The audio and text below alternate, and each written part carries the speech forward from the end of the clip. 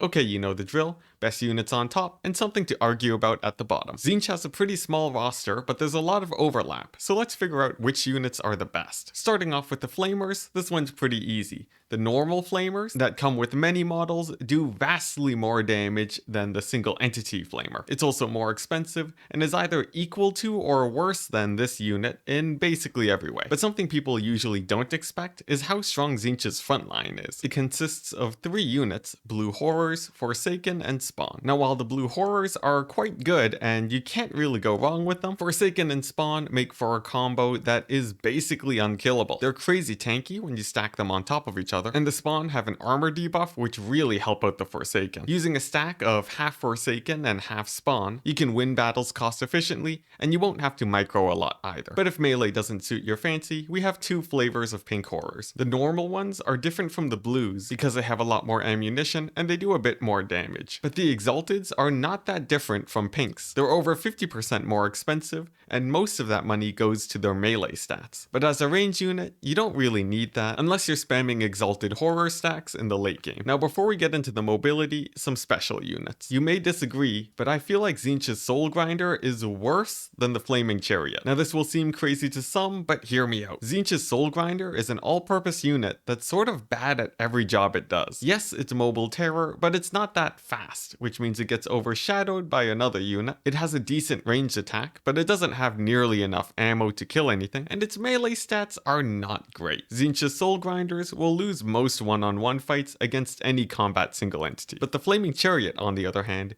is pretty sweet at one specific job. And while that job is very specific, it means this unit can do something well, unlike the Soul Grinder. Basically, it's very good at sniping characters and monsters, but I'll get into that more later. We'll need to get into Tzeentch's mobility first, starting off with the Furies. Extremely strong in the early game, they are really good at surrounding units and overwhelming them. Not to mention they can also kill towers and are very easy to replace, with Screamers falling into a similar role, but not doing nearly as well. They're a bit more expensive and are really only good versus monstrous infantry. They're quite a bit slower than Furies, so they can have a hard time pinning down cavalry, but more importantly, they are extremely squishy. So if cavalry around and they manage to get a charge, they're going to be dying very fast. And the same idea applies to single entities too.